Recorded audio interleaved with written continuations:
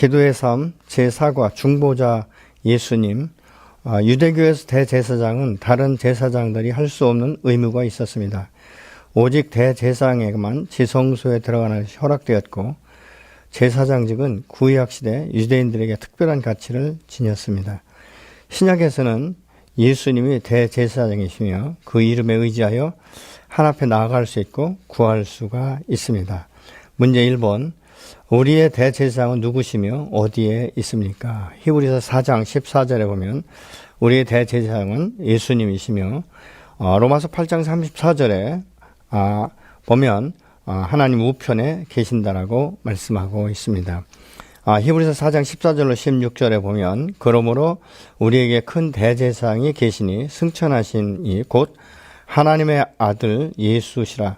우리가 믿는 도리를 굳게 잡을지어다. 우리에게 대제사장은 우리의 연약함을 동정하지 못하시리가 아니요 모든 일에 우리와 똑같이 시험을 받으신 이로되 죄는 없으시니라. 그러므로 우리는 긍휼하심을 받고 때를 따라 돕는 은혜를 얻기 위하여 은혜의 보좌 앞에 담대히 나아갈 것이니라. 아멘. 문제 2번. 그가 사람과 같은 점과 다른 점이 무엇입니까? 같은 점은 우리와 같은 육신을 입었다는 것과 또 우리와 똑같이 시험을 받으시고 또 고통을 느끼셨다는 것입니다. 예수님은 배고픔도 느끼셨고 동일하게 아픔도 느끼셨습니다. 다른 점은 그분은 우리와 동일하게 육체를 가지고 있지만 죄가 없으신 분이시라는 것입니다. 문제 3번. 우리가 하나님의 보좌와 대제사장에 나아가는 이유와 마음가짐에 대해서 말해 보십시오. 히브리서 4장 16절의 말씀을 근거로 보면 첫 번째로 긍휼하심을 받아야 되는 것이고, 두 번째로는 때를 따라 돕는 은혜를 얻기 위해서 우리가 은혜의 보좌 앞에 담대히 나아가야 된다는 것입니다. 히브리서 10장 21절로 22절에 보니까 또 하나님의 집 다스리는 큰 제사장이 계심에 우리가 마음의 뿌림을 받아 악한 양심으로부터 벗어나고 몸은 맑은 물로 씻음을 받았으니 참 마음과 온전한 믿음으로 하나님께 나아가자, 이렇게 말씀하고 있는데, 여기서 뿌림이라는 이 말은 헬라어 란티조라는 말인데, 뿌리다, 물과 피와 기름과 이 소금 등을 뿌린다는 의미를 가지고 있고, 종교적인 의미는 정결하게 하다, 성결하게 하다라는 의미를 가지고 있습니다. 예수님이 우리의 대제사장이라는 것을 알게 되면 우리는 사실 말할 수 없는 확신을 갖게 되는데, 예수님이 중보자가 되시면 항상 우리는 나 혼자라고 생각하기 쉽지만 기도할 때 나의 중보자가 되시고 내 안에 성령이 계셔서 말할 수 없는 탄식으로 나를 때로는 중보하시고 나와 함께 계신다는 것입니다. 이것은 예수 그리스도 그 보혈로 말미암아 하나님 안에서 하나님의 자녀로 이 연합된 것에 대해서 말씀하고 있습니다. 그렇기 때문에 내가 기도할 때 나의 기도를 도우시는 성령님이 항상 계시다는 것을 우리가 인식하고 또 믿음으로 신뢰함으로 함께 하시는 그 주님 앞에 나아가서 우리가 구해야 되는 것이죠. 히브리서 7장 25절에 보면 그러므로 자기를 힘입어 하나님께 나아가는 자들을 온전히 구원하실 수 있으니 이는 그가 항상 살아계셔서 그들을 위해서 간구하심이라. 우리 주님은 예수 그리스도의 십자가에서 죽으심으로 끝나지 아니하고 장사진 지 3일 만에 부활하셔서 승천하시고 하나님 우편에 계셔서 또 성령을 우리에게 보혜사 성령을 주신다고 약속하신 대로 성령을 우리에게 주셨기 때문에 오늘 또 우리와 함께 동행하시는 줄로 믿습니다. 우리가 기도할 때 하나님의 지혜를 구하고 하나님 함께 하시고 내 입술에 말을 넣어주시고 또 하나님의 뜻이 무엇인지를 가르쳐 주시는 주님과 함께 주님 앞에 나가 기도할 때 놀라운 응답의 역사가 오늘 또 우리 안에 이루어지는 줄로 믿습니다. 로마서 8장 24절에 보면 누가 정죄하리요 죽으실 뿐 아니라 다시 살아나신 이는 그리스도 예수시니 그는 하나님 우편에 계신 자요 우리를 위하여 간구한다라고 말씀하고 있습니다. 우리를 구원하신 예수 그리스도, 그분은 지금 하나님 우편에서 때로는 나를 위해서 하나님 아버지께 중보하고 계신 줄로 믿습니다. 요한일서 2장 1절에 보면 만일 누가 죄를 범하여도 아버지 앞에서 우리에게 대언자가 있으니 곧 의로우신 예수 그리스도다라고 말씀하고 있습니다. 우리가 죄를 범했어도 하나님 앞에 자복함으로 고백함으로 인하여서 이 우리의 대언자가 되시는 예수 그리스도를 통해서 모든 것들이 사함받게 되는 줄로 믿습니다. 예수님은 지금도 나를 위해서 기도하고 계신 줄로 믿으시기 바랍니다. 예수님은 나의 모든 기도가 오늘도 응답되도록 도와주시고 잘못된 기도의 내용들을 성령을 통해서 고쳐주시고 내게 가장 좋은 것을 얻을 수 있도록 하나님 앞에 간구하시고 우리에게 또 지혜를 주시는 줄로 믿습니다. 문제 4번, 만일 예수님과 성령님이 나를 위해서 중보하지 않는다면 내 삶과 기도의 삶이 어떻게 될 것 같습니까? 사도행전 7장 54절로 60절의 말씀을 근거로 했는데, 우리가 잘 아는 대로 사도행전 7장 하면 스데반 집사의 마지막 고별 설교다 이렇게 우리가 볼 수 있는데, 이제 이 돌로 치려는 자들을 향하여서 눈을 들어 하늘을 바라볼 때 하늘이 열리며 하나님 우편에 계신 예수 그리스도를 스데반 집사가 본 것입니다. 그러면서 또 16절에 보면 이 죽음 앞에서도 자기를 돌로 치는 자들을 저주하거나 원망하거나 또 하나님 안에서 심판이 이루어지기를 생각한 것이 아니라 오히려 그들이 하는 일을 알지 못한다라고 말하면서 중보하는 모습을 볼 수 있게 되는 것입니다.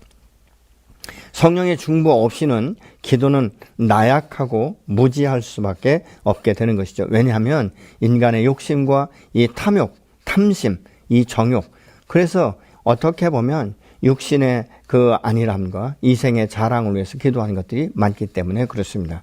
그러나 진정한 기도는 하나님의 뜻이 무엇이며 하나님의 목적이 무엇이며 나를 사랑하시고 이 땅 가운데 나를 구하신 하나님께서 내게 오늘 행하고자 하는 것이 무엇인지를 먼저 깨닫기를 원해서 주님의 말씀대로 먼저 그의 나라와 그의 의를 구할 때 하나님께서 이 모든 것을 우리에게 후하게 주신다라고 말씀하신 것처럼 내 마음, 내 중심, 정말 이기적이고 세상적인 것이 아니라 하나님의 뜻이 이 땅에서 이루어지고 나에게 주시고자 하는 이 모든 복이 임할 수 있도록 우리가 구체적으로도 하늘의 지혜와 지식을 가지고 구할 때 그 기도가 바르게 응답되는 줄로 믿습니다.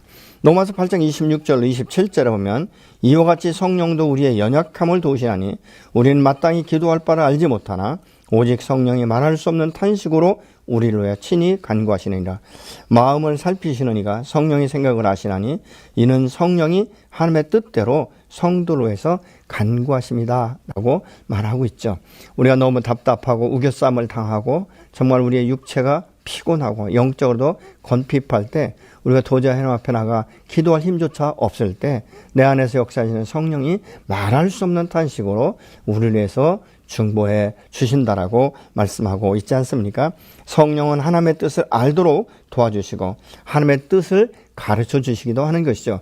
예수님께서 말씀하시기를 내가 떠나면 보혜사 성령이 너에게 임할 건데 이제 성령이 너에게 임하면 내가 너에게 지금 가르친 모든 것들이 생각나게 하시라 라고 분명히 말씀하지 않았습니까? 그래서 성령의 도우심, 하나님의 그 지혜, 하나님의 뜻을 우리가 분별하고 하나님 앞에 나가 기도할 때 우리는 백전백승하는 기도의 응답을 받게 될 줄로 믿습니다. 또한 내 안에 내주하는 성령은 이 세상에서 나를 변호해 주실 뿐만 아니라 나를 위해서 생명을 바치신 예수 그리스도 앞에서도 나를 변호해 주실 줄로 믿습니다. 성령님과 예수님은 나를 영광스러운 자리에 오늘 또 있게 하려고 끊임없이 나와 함께 동행하시면서 사역하시고 나를 위해서 하나님께 탄원하고 중보하고 계신 것입니다. 문제 5번, 당신은 하나님 어떤 관계입니까? 마태복음 6장 9절에 보면 예수님은 아버지 하나님께 기도하고 우리에게 말씀을 하십니다. 또 요한복음 20장 17절 후반부에 보면 예수님이 부활하신 후에 막달라 마리아에게 나타나셔서 이렇게 말씀하십니다. 내가 내 아버지 곧 너희 아버지 내 하나님 곧 너희 하나님께로 내가 올라간다 이렇게 말씀하셔서 예수님과 우리가 정말 그 그리스도의 십자가의 그 보혈로 말미암아 우리가 죄사함을 받고 이 요한복음 17장은 내가 아버지와 하나가 된 것처럼 내가 이들과 하나가 되었고 이들이 아버지와 하나가 되기를 원합니다라고 말씀하셨던 주님의 말씀을 우리가 할 수 있는 것이죠. 그래서 우리는 요한복음 1장 12절의 말씀처럼 하나님을 아빠, 아버지라고 부를 수 있는 하나님의 자녀의 신분과 권위가 있기 때문에 우리가 그렇게 부를 수가 있는 것이죠.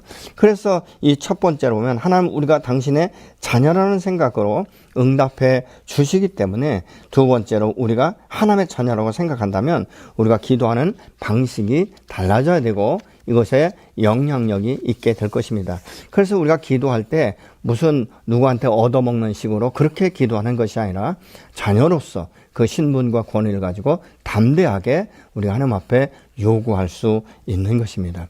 로마서 8장 14절로 17절에 보면 무릇 하나님의 영으로 인도함을 받은 사람 곧 하나님의 아들이라 너희는 다시는 무서워하는 종의 영을 받지 아니하고 양자의 영을 받았으므로 우리가 아빠 아버지라고 부르짖느니라.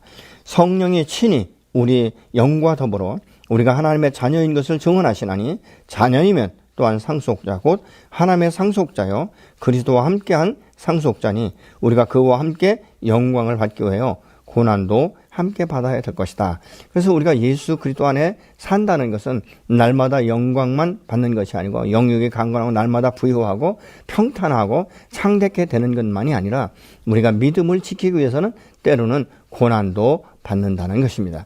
이 진리 안에 사는 자들은 정말 진리를 붙들고 살기 때문에 이 세상과 타협하지 않냐고 세상 것을 우리가 이길 수 있는 힘과 능력이 우리에게는 없기 때문에 성령 하나님을 통해서 우리가 하나님 앞에 기도할 때 똑같은 방법이라 할지라도 어떤 환경에서라 할지라도 하나님의 피할 길을 주시면서 우리의 목자 되시는 것을 알게 하시고 우리의 기도에 정확하게 응답해 주실 줄로 믿습니다. 때로는 우리의 기도의 제목이 다르고 내 욕심과 탐욕으로 구한다 할지라도 하나님은 그것이 무엇인지를 정확하게 깨닫게 하시고 우리를 회개하게 하시며 하나님 보시기에 합당한 기도의 제목을 주셔서 합력해서 선을 이루시고 하나님이 영광 받으시는 줄로 믿습니다.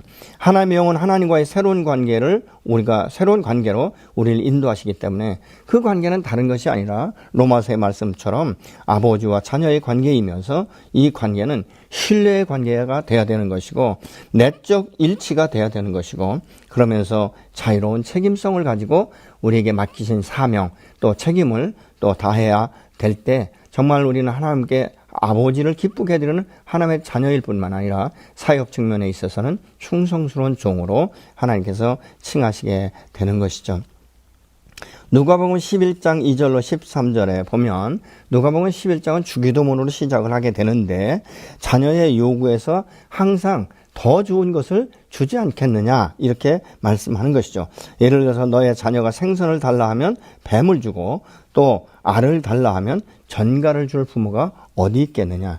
하물며 육신의 부모도 자녀에게 좋은 것을 줄 줄 알거든. 우리를 핏값으로 하신 그 하나님께서 우리에게 더 좋은 것으로 주시지 않겠냐는 것입니다.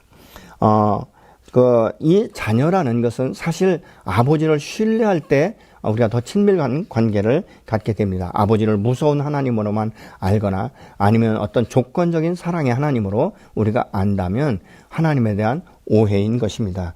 하나님은 나를 위해서 당신의 독생자 예수 그리스도를 아낌없이 내어주셨고 오늘 또 나와 함께 동행하는 여러분 우리가 육체의 가정 가운데서 함께 가족 한 몸, 한 건강한 몸을 이룰 수 있고 건강한 가족을 이룰 수 있다는 것은 무엇입니까? 상호 신뢰인 것입니다. 서로가 서로를 인정하고 서로를 믿어주고 서로를 격려하고 신뢰할 때 그 가정은 아주 건강한 가정이기 때문에 외부의 어떤 것도 침투할 수 없고 영향력을 받지 못하는 것이죠.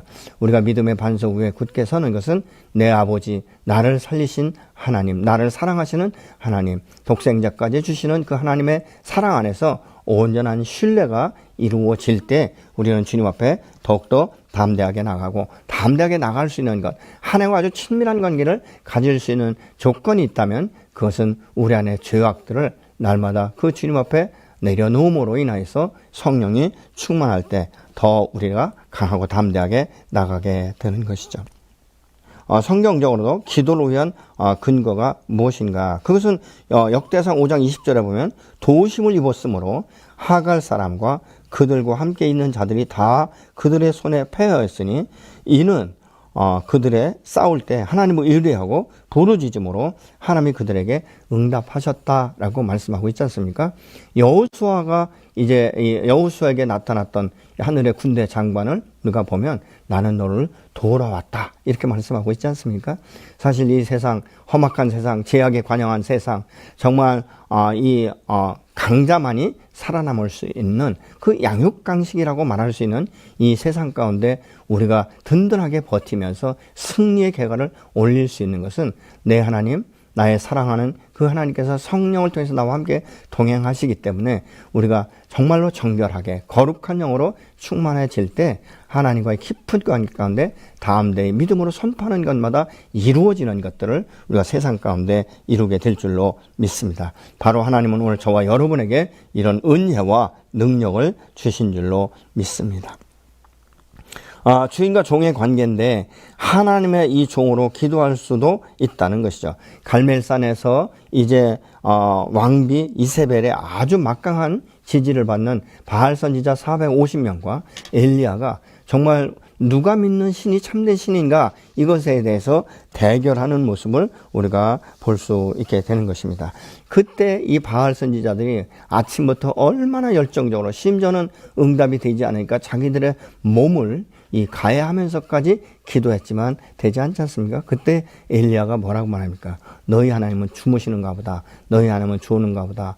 심지어는 그렇게 말을 하면서 도랑을 더 깊이 파고 물을 붓고 사신 하나님 앞에 기도할 때 하늘에서 불이 내려서 응답하는 것을 우리가 볼 수 있지 않습니까? 바로 열왕기상 18장 36절에 보면 저녁 소재 드릴 때에 이르러 선지자 엘리야가 나아가서 말하되 아브라함과 이삭과 이스라엘의 하나님 여호와여 주께서 이스라엘 중에서 하나님이신 것과 내가 주의 종인 것과 주의 말씀대로 이 모든 일을 행하는 것을 알게 하옵소서 이렇게 기도하고 열왕기 하 19장 34절에 보면 하나님은 당신의 종 다윗을 위하여 히스기야의 기도에 응답하셨습니다. 내가 나와 나의 종 다윗을 위하여 이 성을 보호하여 구원하리라 하셨나이다 하였더라 이렇게 말씀을 하고 있습니다. 여러분 이 솔로몬이 성전을 봉헌한 후에 기도한 내용이 바로 열왕기상 8장 59절로 60절에 이렇게 말씀합니다. 여호와 앞에서 간구한 이 말씀이 주야로 우리 하나님 여호와께 가까이 있게 하옵시고 또 주의 종의 일과 주의 백성 이스라엘의 일을 날마다 필요한 대로 돌아보사 이에 세상 만민에게 여호와께서만 하나님이시고 그 외에는 없는 줄을 알게 하시기를 원하노라. 이렇게 솔로몬이 기도하는 것은 유일하신 하나님, 그 전능하신 하나님, 천지를 창조하신 하나님만이 이 세상 가운데 유일한 신이다. 어떤 신보다 뛰어나다 이것이 아니라 오직 신은 여호와 하나님 한 분밖에 없다는 것을 솔로몬이 고백하면서 선포하는 모습이라는 것입니다. 또 우리가 이 하나님의 자녀의 기도와 종의 기도는 둘 다 중요한데 우리가 하나님의 자녀로서 기도할 때 강조점은 영적으로 성장하는 데 두어야 하고 하나님의 자녀로 나아가서 기도할 때는 하나님을 아버지라고 부를 수가 있는 것이죠. 그 아버지 하나님을 우리가 닮아가기 위해서 하나님의 뜻을 이루기 위해서 우리가 기도할 수 있습니다. 또 하나님께 영광을 돌리고 교회를 영화롭게 하는 이 삶이 기도하는 사람의 모습인 것입니다. 또 종으로 기도할 때 강조점이 있다면 사역에 관계된 것입니다. 우리 사역을 인도해 주시도록 기도하고 그때는 우리 주님이라고 우리가 부르면서 하나님의 나라가 확장되고 다른 종들과 연합할 수 있도록 우리가 기도해야 되는 것입니다. 그래서 우리가 선교 사역을 할 때에도 그렇게 주의 종들을 도와주기를 우리가 기도하고 있지 않습니까?